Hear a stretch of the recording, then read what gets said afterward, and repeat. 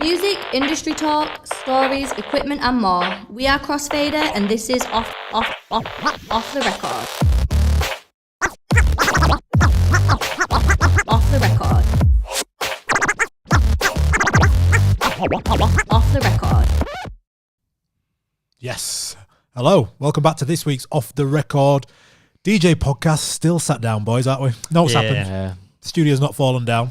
No, we're getting there. It's not as crazily exciting as last week. We got so hyped last week. It still is. There's a lot going on around us. The studio's still getting built. Different coloured lights. We got new lights, guys. You know. Yeah. Did we have blue last week? We had blue last week. Yeah, changing it up. All right, okay. So we still got one each week. Still got the foliage. Thank you for all your comments last week. We had a load of nice comments about the studio. It did take us a while to do, but it is long overdue. And yeah, it just lends itself better to a bit of more of a conversation as opposed to us just like looking in a microphone into a camera, chatting. Lots to talk about this week. How are you, boys? Yeah, good. Yeah, not too bad actually. Tell the people about your 2 courses in a sandwich that you just had. Oh yeah. Talk to the people. We just had a sandwich, me and Jamie. No, not just one sandwich. I thought you meant like DJ courses. No. My brain was not catching up then. No, so me and not Jamie DJ courses that we specialise in. No. We went to get a sandwich and it was like having 2 courses inside of bread. It was huge. It was huge. It was great though. Do you know what's really annoying though? When you get a sandwich and it's just all the fillings just going everywhere. It was a messy eat. Like, so are you in a slump now? No. Was it energy? Yeah. Me and Danny have just been doing some more work on the studio. Yeah. We've got truss systems up on the ceiling now. Yeah. We've got a few more lights up. It's getting there. We're so excited to share like our little club booth. It's an extension of what those that are watching of this corrugated metal industrial look. It's an extension of that. But we're going to have obviously decks instead of us sat here in front of microphones. But yeah, really excited to share that on YouTube and things. So we're pumped. We're pumped for a podcast. I might do the next review on that new setup, which might be yeah. coming in the next few weeks. All behind the scenes. Off the record. Guys, let's get stuck into a wholesome email that was sent to us literally about an hour ago. Good morning. Morning. I'm happy now that any course I select of yours, I can now activate the Italian language. Hey. Boom. More on that in a second. I am 68 years old in May. An old DJ since 1972. I was 16 years old when I started. The courses are helping me out with all the new gadgets. Yes. I love it. that. Thank you so much. First of all, big calls. Yeah, it. DJing for everyone. Yeah. It's always nice to to get some good feedback as well. Oh, you yeah. know, Love someone's just put on the comments here that Flex 4 Pro course is great. Thank you. We'll get to Beautiful. The language, the Italian language, we've now added subtitles to a lot of our courses. So they're on them all. Yeah. Some might be better than others. Yeah. They're on them all, auto-generated, but about 40% of them we've had somebody in studio literally going through them with a fine-tooth comb and making sure that they're all perfect in every language. Yes. It's a big job because there are over 1,000 videos in our product suite within all our courses and DJ Hub. So the complete package, if you were to buy the complete package, you get over 1,000 videos, right? That's so many. Which is crazy. Yeah. So there's one guy going through them all in five different languages or 6 languages, whatever it is, whatever, and making sure that they make sense, basically. So there are loads of, because we've got such a non-English speaking audience, it was a priority of ours this year, and it is in motion. So glad that people are finding it on their own, but there'll be more from us about that if you are non-English speaking, just to help you out a bit because I talk so fast, guys. Yeah. Like, you know what I mean? I just need to take a breath sometimes. And our accent isn't great. I feel like my chair height. I'm not settled on a chair height. I'm not. This is You new. need to adapt. Right, you cannot have a go about sitting down after all. Is this too low? This is too low. After all the Right, months of you moaning about not Wait a having a minute. chair, you're not allowed to moan about your chair height now. What's that? Come on, Oh, sort can't- yourself I can't out. get back up. Stand up. Go on. Host. Right. There we go. I feel like that's fine. I'll get used to it, guys. It's the first time I feel like I look tall in a video. Guys, so as mentioned, great segue. As mentioned in the chat, and welcome, by the way, if you are watching live, we'd love to get your questions in. So if you've got any questions for me or the boys, or just about DJing, about your controller, if you want some advice on the industry, or obviously the anything. topic, as you've seen by the title, is 2 versus 4 channels. There's already questions coming in about that. Cool, amazing. Keep them coming in about Keep that. the questions coming in. We'll get to them, and you are part of this podcast as well, so we'd love to answer and get you involved in the podcast as well. But yeah, as somebody has already said in the chat, that said the Flex 4 Pro course is great. Thank you so much. The Flex 4 Pro course is live and is out there. You can go and get it now. It's taken a while, and this is an extension of Flex 4 being one of the most popular controllers in the world, especially beginner level. But there's so much to it that can be taken to a different level. So Jimmy's filmed the full course. It's got 70 lessons. So half on all lessons are in Serato and all lessons are in Recordbox, basically. So whatever you choose, you can use either software. And there's all the usual Crossfader goodies, which is like 3 months free beat source or beatport for any new customers. It's all in 4K. It's all offline learning. We've now got subtitles for non-English speaking people, And they're all up to date. They're all up to date. And for anyone that's got the complete package of ours, that is in your account now, and I hope you're enjoying it if that's something that you want to take on. So it is out there, and it brings on a great discussion of, when you've got a Flex 4, the immediate thing would be to like, okay, I'll take a course, but then I need something else. I need to upgrade. And it's important to obviously keep it moving, and you want to have the latest and greatest. You might see a Crossfader review on the Omnis Duo or the RX3 or something. I want to level up, but there's so much I think that you found as well doing the course that can be done on a 2-channel controller. That the trend, almost a trend, is that 4-channel is like the end goal. Yeah. Right. You see all these DJs online, boiler rooms, and that they've got 4 decks, and you're like, that's it. I think this is the key, Yeah. right? Yeah. 4 decks versus 4 channels. Yes. If you've got 4 decks, you will need 4 channels to play the 4 decks. But then there's this whole thing of all these manufacturers on controllers adding a secondary layer. So they say it's a 4-channel controller, but it's not easy to control the 4 channels because you've basically got 2 decks underneath each other. And it's a layer mode. And that actually makes DJing very, very difficult on 4 decks. It can be done by all means, and you can do a lot of creative stuff with it, but it is actually way harder than having 4 CDJs in front of you or 4 decks in front of you that you can control and manipulate quickly onto those 4 decks. Yeah. So I think that is the big thing. Just switching it back to the course though, like you said, I really enjoyed doing this course because I love having the limitation of, it's the mental limitation of thinking, okay, it's an entry-level controller. It's usually people's first inroad into DJing, buying something like the Flex 4, or you might have bought the DDJ 400 in the past, or the Rev 1, or the SB3, or any of these controllers you would class as entry-level controllers. But they're way more than an entry level because now the feature set that are on them allow you to do so much. And this is the beauty of something like the Flex 4 is you can learn to DJ on it, but then you can really do some pro level transitions on it because it's got all the features that a CDJ setup would have and pretty much more because it's a controller. So it was really nice in the course to think, right, let's dive into the keyboard mode. Let's dive into key shifting. Let's look, deep under the hood. How do we map stems to the Flex 4? Because that's a unique feature, the track separation in Recordbox. All this stuff can be done on the Flex 4. And it was really exciting to go, let's really pull this entry-level controller apart, but try and do something way more advanced with it. So yeah, it was quite a fun course, especially by the end when we start bringing everything together and putting all that skill set together. Yeah, it was quite fun. Yeah, and let's sort of champion the sort of 2-channel world because there's a lot of people probably watching now. They've got 2 decks or 2-channel controller. They might have a Flex 4, and it's like what can be achieved with it. So I've got 5 good reasons here to either stick with it or keep learning with your 2-channel controller. So yeah, the first point is that 2 channels are more than enough. So if you focus on, beat matching, timing, phrasing initially as a beginner, that sort of repetitive nature needs to become second nature to you, like a muscle memory, before you can even start to think about jumping onto like something else, like layering under another channel to try and bring in an acapella or something like that. And I think that, like Jimmy said, with the introduction, when I ever have an extra deck or something, it's usually to add in sort of, let's say it's an acapella, right? But with stems now being a thing, it takes away that need. It's right on the board, or it's right on your laptop or your phone even, and it's a button that you can press without needing to have another deck. Do you know what I mean? Yeah. So I think that again, you look at your James Hypes or whoever it is that's got 4 decks doing all this crazy stuff, and you want to be ambitious and you want to go to that next level.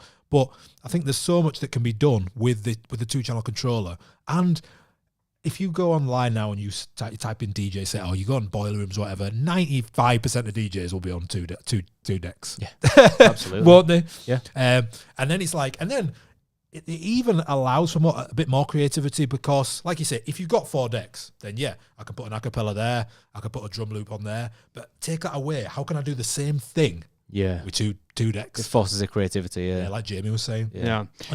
There's some good comments already rolling in. I like this one from Logic saying, "Afternoon chaps. 4 channels are only really used by pros on 4 CDJs, like we said, and mainly only used to cue the 3rd track and bring in as you drop one of the other tracks. So it's kind of that thing. It's almost just having a track pre-prepared. Yeah. It's not like it's going to... A lot of these DJs with 4 decks aren't doing something mad creative. There are some, but a lot of them, it's just having that extra deck, so it's just ready to go. And then you're like, right, that track's mixed out. I'm straight moving on to my next one. I don't have to find and load it. So you're always thinking a step ahead and have that next track loaded in, which is useful. Like, it's a nice luxury to have. But yeah. I love being called a chap.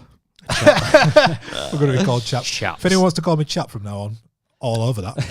Feel like a Peaky Blind. A few people saying, Dario said, unpopular opinion, my sweet spot of decks is 3. Yeah, but that makes sense. I get that. It like visually it looks awkward. Yeah, it does. But it does make sense. Like one extra for bringing in something else, like an acapella or a drum loop, or you sort of you back up. Yeah. If something happens and you're like, oh yeah, I just need to put something on there. Yeah. I totally agree with that. Yeah. Someone else said 3 decks and a sampler. Yeah, we'll get to that. So Could be. Point number 2 is, like, looping is probably like your biggest asset. So we're talking a bit more on the electronic music scene here, but if you think about the Flex 4 has got the same looping capabilities as a CDJ 3000. Yeah.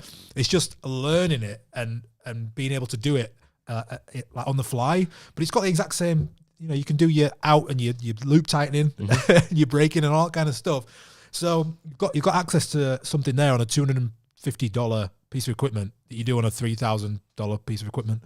It's exactly the same process. And if you can, there's so many variables in the looping technique. It's crazy how much can be done. You can press the in and then adjust it inwards. You can press it out, adjust it outwards, or reverse that. You can do a half beat, a quarter beat, an eighth. And you can literally have a loop continuously going while you're bringing in other parts and elements. So that in itself is like a world of creativity. It's probably a course on its own, looping, because there's so much to do with it. Yeah. Number 3, go on. I was just going to say that a lot of people are saying here that says, 2 channels is more than enough for me, and more if you use Ableton and all that, you can edit a track to B2 and make a double in one channel. So another version of that is you could hit record and you could make like mashups. You could make edits and do them live, but then record that live mashup or edit that then becomes one track. That is your own unique thing that you've created, but you've just blended it together to become the new one channel version of it. I'm doing this for the biggest time ever I've DJ'd. So on my residencies now, 2 residencies, I'll spend a couple of hours tune hunting before, and then I'll get at least, let's say, 5 to 10 dubs. I like garage and like breaks and stuff like that, dubs. And then I know that the crowd that I'm going to need vocals. Yeah. It's just the crowd that they are. So then I won't even go into Logic or something which I know how to use. I'll literally go in Serato, I'll press record, I'll look for a track that's in key or pitch it to the key, and I'll just record the acapella over it. Yeah, and I love doing that and then seeing the reaction to all, like a popular song with some dub under it, and I just use that in Serato, and you can do that with a 2-channel controller. Even better recording it on a controller, because then you can add in some stabs, some loops, some effects and stuff. Amazing. I know you did an awesome tutorial on that in our DJ hub. Yes. It's cool. Point number 3 is you can actually skip the expensive external units. So if you think about like an RMX 1000, which depending on where you get it from is expensive. If you think about all the smart features on the Flex 4, it's actually wild. Yeah. You see a setup in like warehouse where I play. There's 4 CDJs. Sometimes they'll bring an RX 1000 out, and you're like, this 2-channel board that's $250 probably has more on it. Yeah. Do you know what I mean? I think if you think software, they can easily add more effects. You can you can just toggle through a million effects. On hardware, that the effects are built in. They have to be built into the hardware. So it's not until the next release of the hardware until they can change the effects or do something new with that. So that's why we see so much being added into this software, is because it's much easier for them to roll it out. So that's why these controllers are actually super powerful and do so much. Definitely. Point number 4 is it's taking your mind away from, right, I need this upgrade because that's the next level. And have you actually put in the right amount of practice and perfection? And it's like, okay, I'm mixing now. I know how to mix 2 tracks together. Now I need to go and buy a Flex 10 or an RX3 or whatever it is. Whereas actually your time and money might be better spent learning, getting a new course or going on YouTube and getting some inspiration from another DJ and then trying all these things and being like, okay, that 4-deck mix there, I've got 2 channels here. How do I do it? How do I do it the same? If I can't do it the same, what's like one step back from that? Yeah. What's like one layer under that?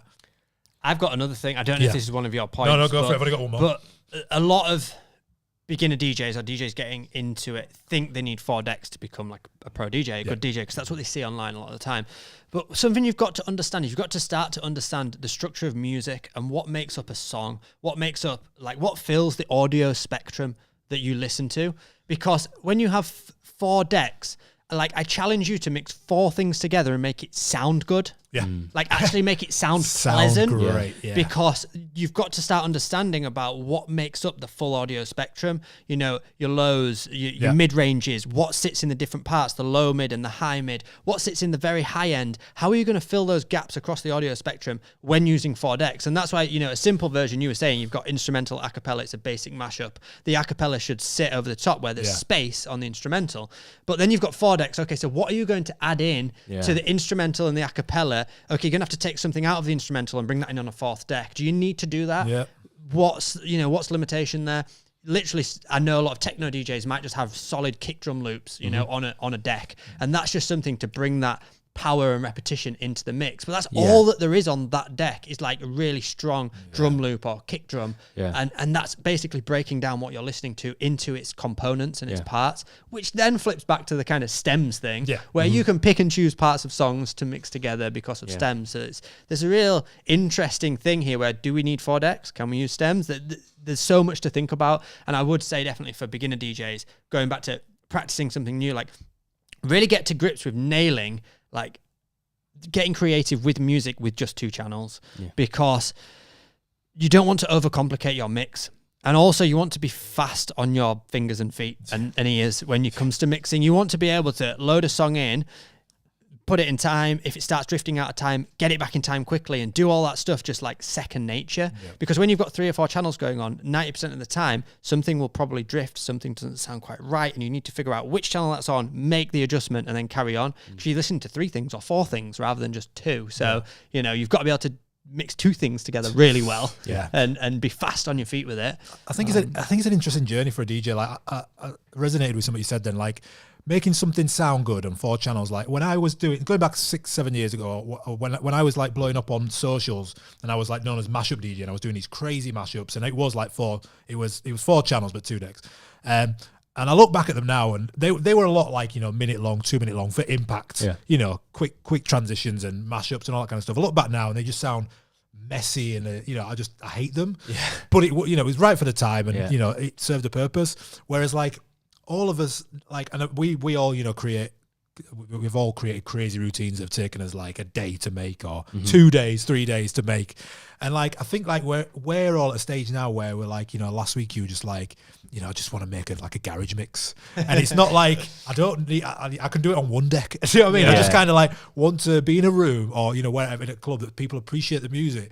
And I don't actually want to do all of these crazy stuff. Well, Nacho Shaw just said that. DJing doesn't need to be complicated. No. There's already enough going on in a set. With good prepared music, you can deliver a good transition set with 2 decks that sounds fantastic. Yeah, I fully agree. Exactly. It reminds me of like when I played at all the student clubs throughout my life, that you'd play tracks, and let's say you're playing a hip hop show, it'd be so quick mixing, right? You'd have verse, chorus, or just a chorus, and you get rid of it, and then you'd hear the song on the radio. You'd be like, "What are these verses?" Do you know what I mean? Never heard them. Yeah. Yeah. Or there's certain tracks. Is this the same song? Yeah. Or there's certain tracks where like verse 2 is more popular. Yeah. And Yeah, you've yeah, never yeah. got there. Skip. Yeah. And then like you play it by accident and it go off. You'd be like, "Oh, I've missed out for like 5 years on this verse that everyone Yeah. loves." So funny.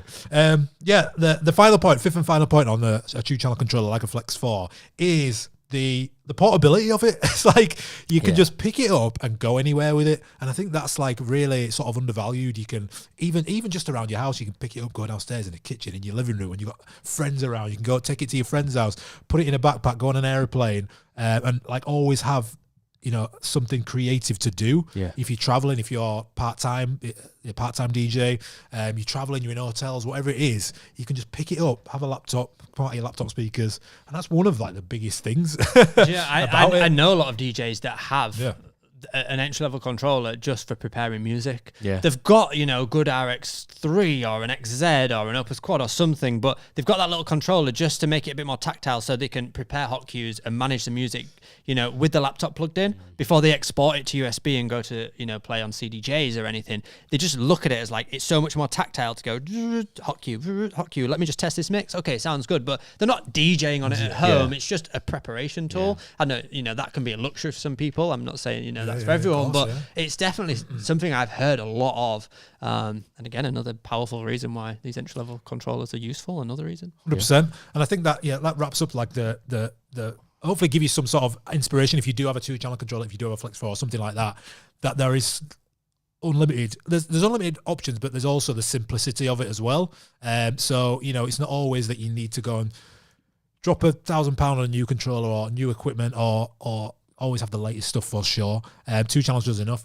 If you are interested in the Flex 4 Pro course that is just launched, there's a Flex 4 beginner course as well. There's a bundle package as well, so you can get them all. You can go to wearecrossfader.co.uk now, and we always like to give some value to you guys. So there's 20% off.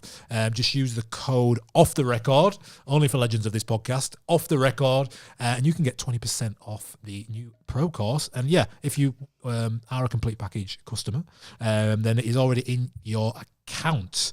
Right, guys, we have a really, really active Discord community. There's literally about 5,000 DJs in there, something crazy. I don't know, loads and loads of DJs in there, and we get loads of good questions from it. We need a bit of a, we've got the Reddit drama. Yeah, we need a Discord one. Discord discussion. Oh, hello. There we go. Hello. On the spot. Discord discussion with Danny James. And there's some great questions that come in.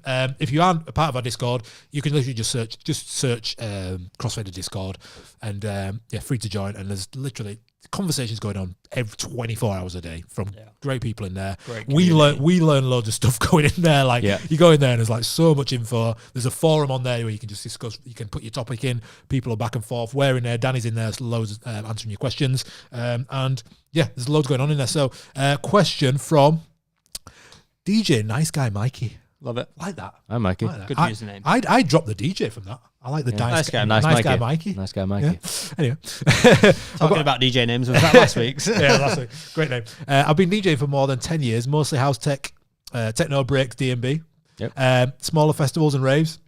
I want to get into mobile DJ business, weddings, corporate events. My issue is I've got zero passion for commercial or pop music, and I have no clue what music is trendy, what artists are hot, and so on. Topic to discuss: how was it for you when you first started playing events where your client requested music from you that was completely out of your taste? I love that. How did it change your mindset to be able to do it naturally?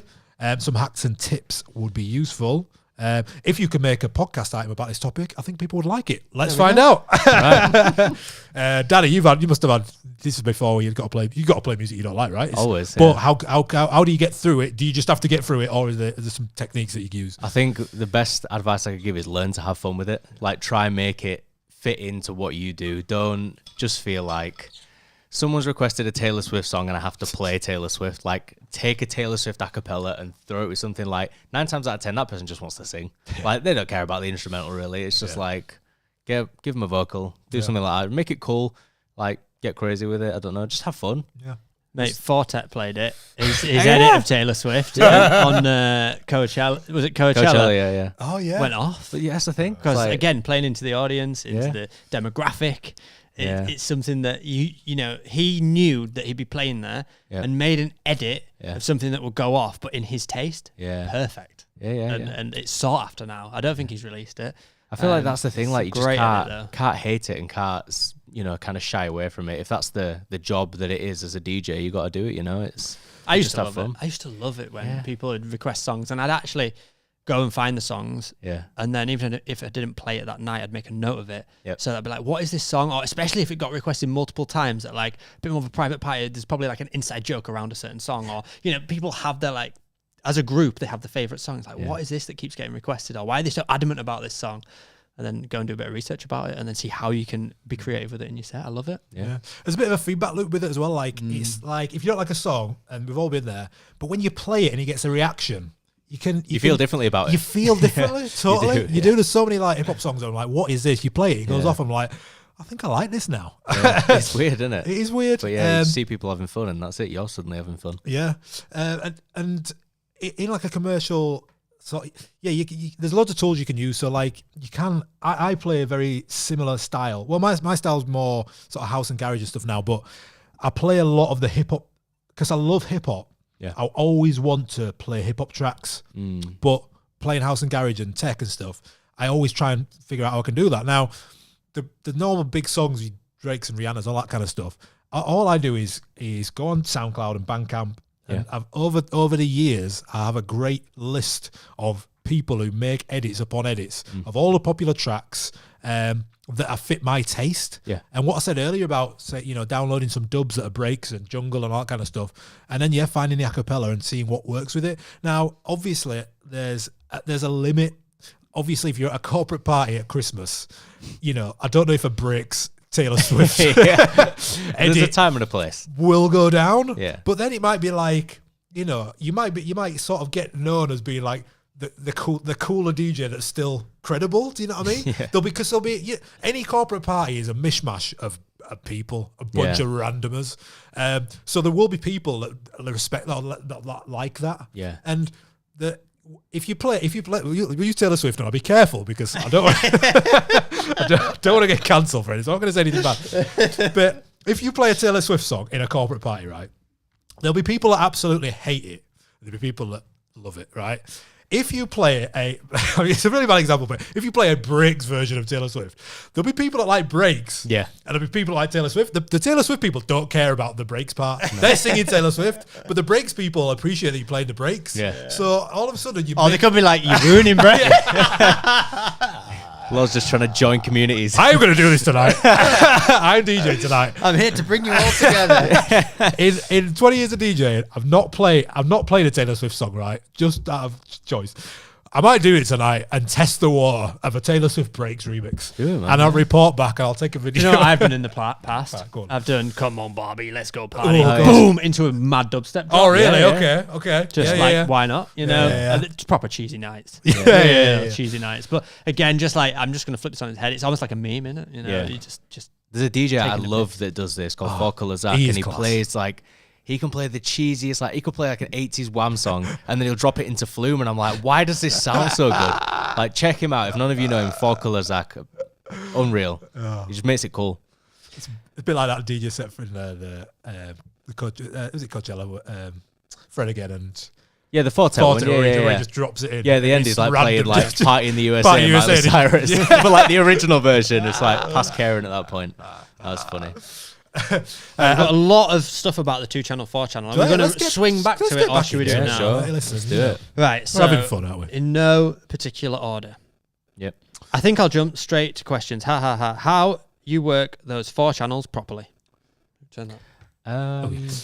How do you work 4 channels properly? How do you work Like- 4 like, channels properly? come on, Yeah. how do you do it? So like Jamie says, there's two things here. There's 4 decks and there's 4 channels, Yeah. which are 2 different things. In most controllers, they have 4 channels, which means there's layering going on, which is an extra part of your brain to be able to process. And I go as far to say that there's nothing's really like revolutionized it to make it easier. It's still a bit of a fiddly process, and sometimes when you click on the layer, so you click through to deck 3. Sometimes you'll move it, and it'll be a glitch, and it'll move deck 1 anyway. Do you know what I mean? But just to paint a picture of like, right, imagine you're playing a track, okay? It's building up, and you're about to double drop, so you want to switch the drops over. So you'd have deck 2, and you start mixing in phrase underneath, and you know that, right, I'm going to switch this drop over. While that's playing, while that's cued in the headphones, building up, you could have a looped vocal on a 3rd channel. And you could then sample that in and bring that in over the build-up and be tightening the looped vocal so it gets tighter and tighter and adds to the build-up. Knowing that you could then swap both channels down, the vocal and the original build-up, and slam in the next drop. Yeah. That's 3 channels. Yeah. Once you slam in the next drop, maybe you've got another vocal ready on 4th channel. So there's not... I can guarantee it's rare that you're going to have all 4 channels playing for an extended period of time. No. It's more a case of quickly accessing that thing. As the track drops in, you boom, straight onto your next channel that's already pre-prepared. It's like making a prepared set, but then performing it live. Yeah. So that's kind of the thought process around approaching it, I'd say. Yeah. Love that. Any more? Let me just see. There's a few more questions that I'm going to come to at the end. You favourite them? Should we do a game? We'll come back to it, yeah. Should we do a game? Let's go. Or news, either. Should we do a game? Which one is it, this one? What is it? Said I'm going to do news this week. Well, yeah, we need some more jingles, I think. We do, yeah. Let's switch them up this week. Any suggestions for more jingles? Air horn. Will be what we're limited. We've got a tick. We've got an X. And then, I think we should do this thing of like something really cheesy that switches into like mega drop. Yeah, let's do it. But all within 5 seconds. Taylor Swift breaks next week. Let's all come back next week with one each and see what we come up with. Right, I need to turn this up, guys. It is the Crossfader Chart Challenge. Let's go. It is. If this is your first time watching or listening, the Crossfader Chart Challenge is a list of 7 tracks in a chart. Jamie and Danny are going to work together, and they're going to blind rank each track as it comes in. So if they put a track in at number 4, it can then not be moved. So yeah, they need to tread carefully. But last week was UK Garage, which you really enjoyed. You might enjoy this a bit more, potentially. Okay. We go in for a playlist called 2K12 Raver. Now, 2012 was this is going to be fun. It had some. This was a moment in time. This was when I changed from being a hip hop R&B DJ to playing sort of everything. Really? Because of the genres that was available to us. I'm excited for this. I'm intrigued. I can't picture it, so I'm excited for this first once song. you hear first song, you're like, oh yeah. All the memories will come back. Right, everyone that's listening live helps out. Right. Right. Let's go. Sorry, one sec. Right. So, yeah, first song is... Oh, stop it. Right. I love it. Yeah, I need a... Is it Magnetic? It is. Magnetic Man. But it was kind of like a bit chill. Yeah, it was, but it's still rave acceptable. Yeah. And what we're going to do as well, Discord have asked this a lot, like, people really like the tunes we play. So we'll put the songs in the chat afterwards, and then it'll be in, we'll have a section in Discord in the podcast area where you can find all the tracks, and we'll post them every week. Yes. Because there's a few requests this week for it. This track is Magnetic Man, I Need Air, which kind of gives you a sort of vibe of what was out this year. Yeah. Well, big year. This is lower for me. Yeah, it's not up there. With some of the tracks, it's not up there. But it was always that thing of like, it never really went off. It was a good track, but it never was like... I'd play it towards the end of the night, like a bass night. Maybe 6. 6, Magnetic Man, I Need Air. Yeah. Yeah, late on, when you're like, let's chill it out. There's just been a fight. Early hours of the rave. Yeah. It's just been a fight. I want to wind down and think about bedtime. Yeah. Boom, Magnetic Man. What's that, number 6? Yep, 6. Yeah. Number 2. I Can't Stop. Yes. Flux Pavilion. Yeah. Oh, now it's warming up. Now I remember. This still sounds like it could have been made today. The fact that Kanye West sampled this is a dream. Yeah. All right, so this was a good period. This was when I had my own room. I did this room takeover. Yeah. Had this residency at Lovedo, which was like a big hip hop night in the UK. that hired loads of big hip hop artists, but I took over like. I had my own little like Jamie Hartley and Friends in the second room, and this was when like dubstep was blowing up and just the big drops. Was it Space? No, it was Mission. Mission. So and I had a lot of fun with it. This is when I really like started exploring like a bit more cooler music of the time. I wasn't old enough to go out yet, at this point, but I absolutely love this music so much. Flux Pavilion, I Can't Stop. Where's it going? Maybe 5. It's a banger, but it's not. Yeah, I'd put this 4 or 5. Okay, let's go 5. Yeah. Flux Pavilion. Flux Pavilion in it. I Can't Stop. I Can't Stop at 5. Okay, right, next track. Saw 16. See, I'm sick of it, but it was such every single set. I used to love playing this. Perfect track to mash up with anything. Catch the crowd out with a big wobbly drop. You'd only play it for like 32 bars. Yeah, be out of it. Yeah, See, you're out right, of it. everyone, this is your Taylor Swift song that you combine it with. That's, Go do that. Bit of love story over the top of that. You're winning. I'll play Taylor Swift right. over that tonight. Just from like a symbolic standpoint, I might go 3. Yeah. Red light in it. Yeah. Saw 16. I say I was too young to go out to like experience this, but I'm glad that I managed to get to DJ these songs as well. Like I used to love playing these like a little bit later on. Yeah. Where's that gone? Sorry. 3. 3. Okay. Next one is. Oh, Rocket. Oh, Watch it. love this song. Did this go? Oh. 2.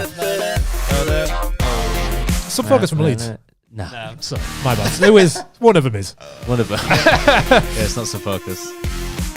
I know a lot of Rudimental went to Leeds Uni. Yeah. So I think they were at Leeds Uni when Feel the Love blew up. So this is.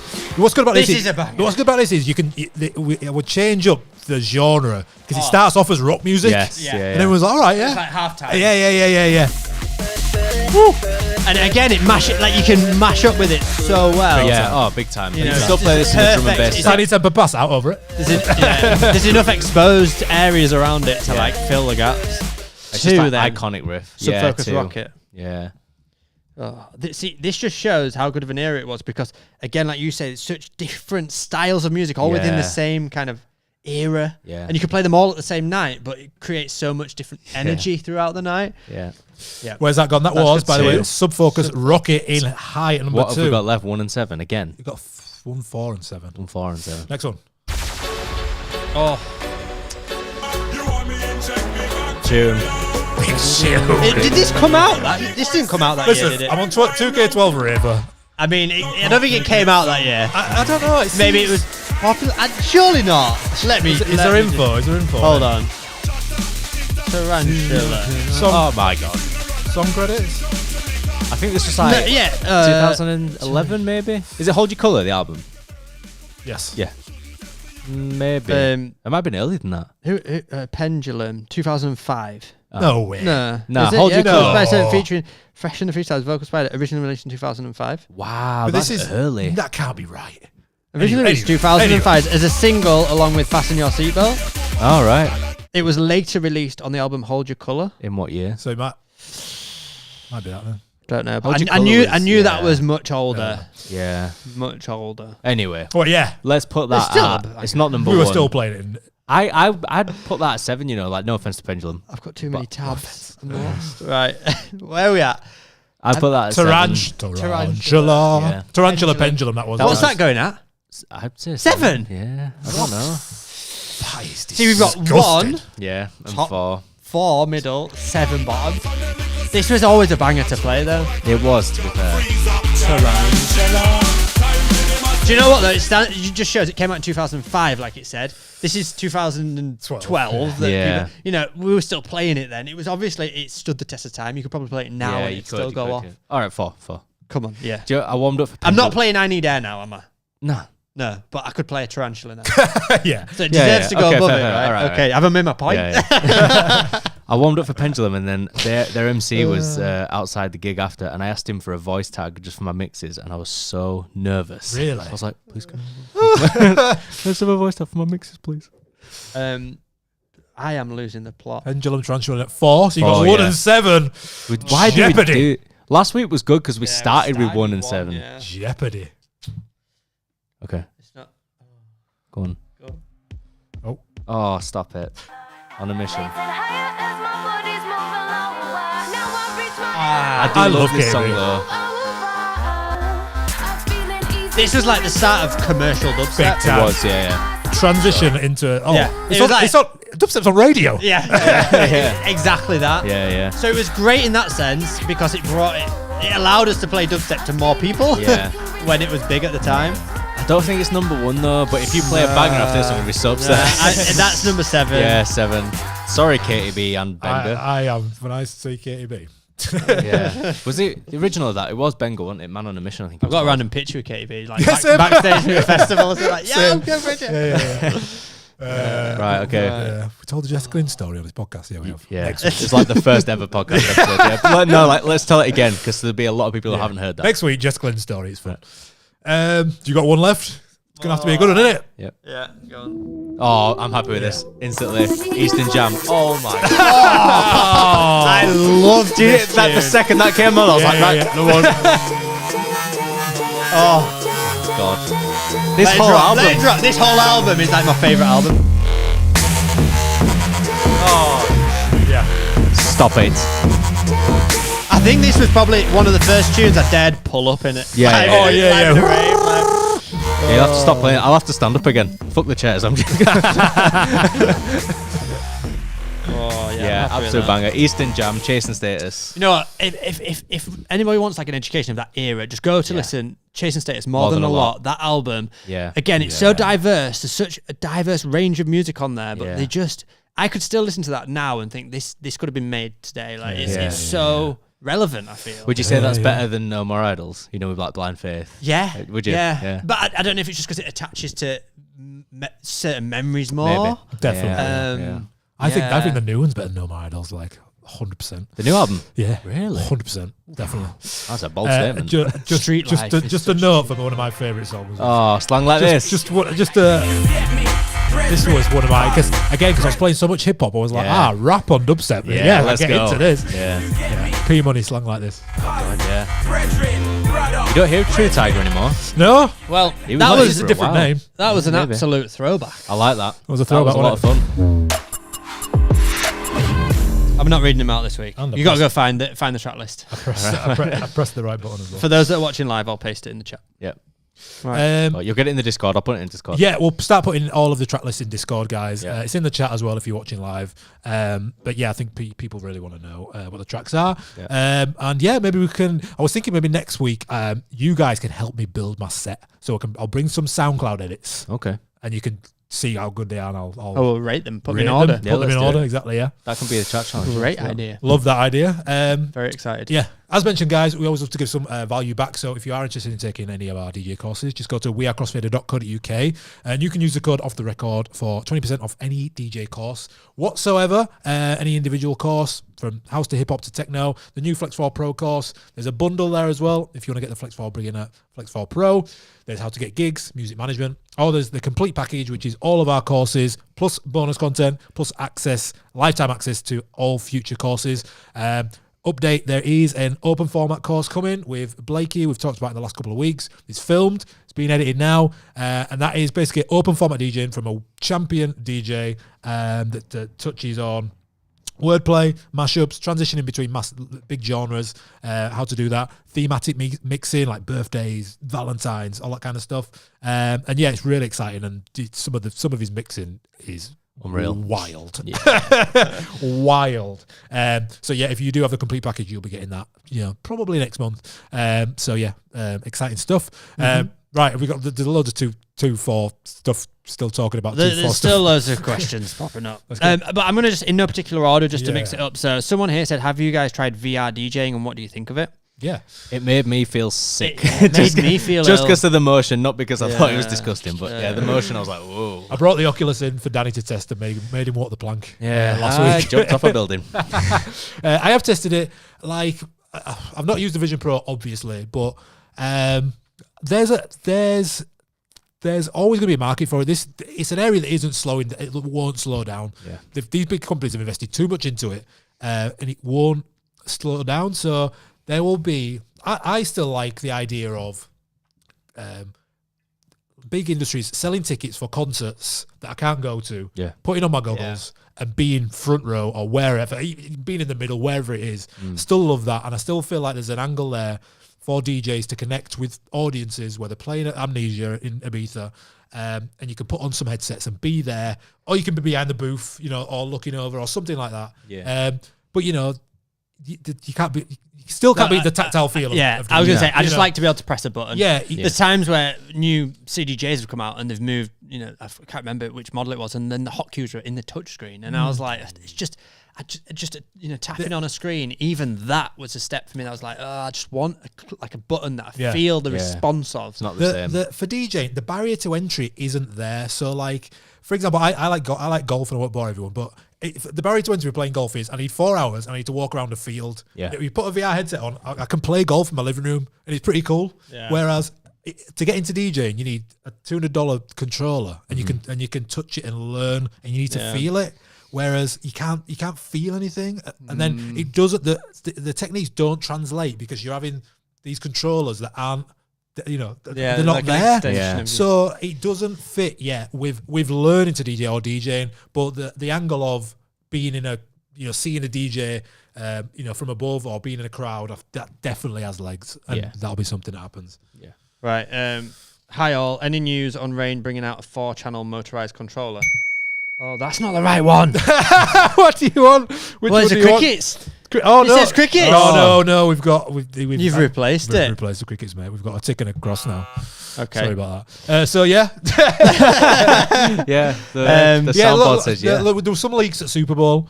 There was some leaks on Reddit and stuff from somebody DJing at Super Bowl with them. They posted something last night. It's something to do with tension, something like that. So yeah, We'll see. we'll see. Someone else said perfect timing for this topic about the 2 to 4. Was thinking about what would be best to upgrade from my Flex 4 to either DDJ 800 or Flex 10. Flex 4 Pro course is really good, by the way. Oh, nice. Well, Thank you. Glad you enjoyed cheers, it. Connor Welsh. Yeah. Well, max out the Flex 4. Yeah. Because again, like we've talked about how powerful it can be. Mm-hmm. But, 100% you know, Flex 10. Yes, Flex 10. Flex 10 over DJ 800. yeah, don't Definitely. don't get an 800 if you've got a Flex 4. No. It doesn't make any If you can sense. afford to do it, go for the big one. Hi guys, what's fuzzy key mixing? Thanks. It can also be called like loose key mixing, loose key. fuzzy key yeah. mixing. Basically, just to paint a picture really quickly, if you understand the Camelot wheel, you might know that 7A mixes into 8A, 8A into 9A, 9A into 9B.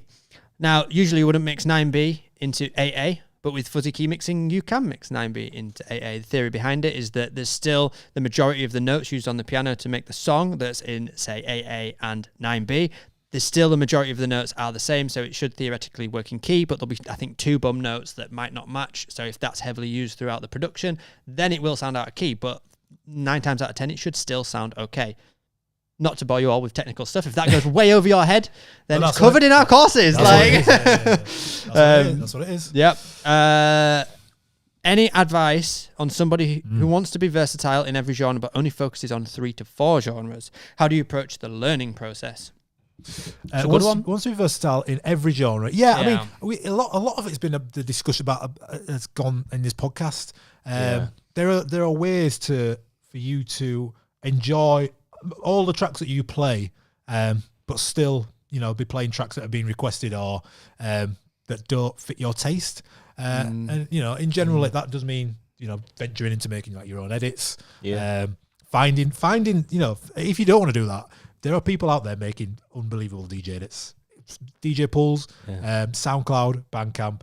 All you need to do is find 10 people on SoundCloud, and that you're set. Yeah. So you're literally set. Like, and your SoundCloud and your Bandcamp will start to feed you the tracks. Yeah. But yeah.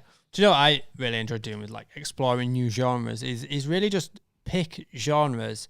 So you hear it all the time where someone will get like a classical track and then they'll add some drum beat underneath it and cut it up, and that turns like a classical instrumental into like an electronic piece of music.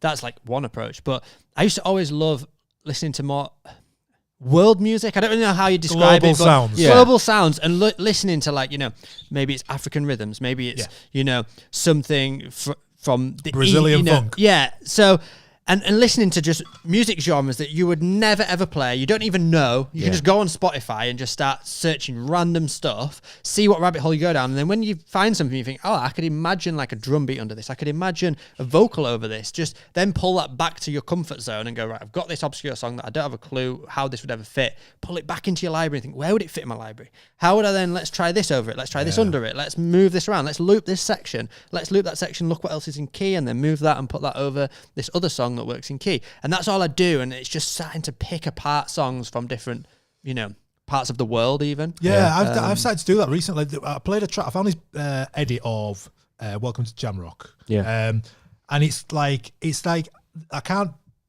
pinpoint what genre it is. It's like got Balearic sounds in, sounds a bit Brazilian funky, it sounds a bit Afro housey. And I was like, I want more tracks like this because it fits perfectly with my night. How do I find it? And I'm searching on Beatport and stuff, and I couldn't find it. And then I found the sort of the genre it is, which was sort of more Afro house. And then I just found a whole catalog of stuff of Afro, and I'm like, where have I been? Do you know what I mean? So expect there's nothing better than music searching is.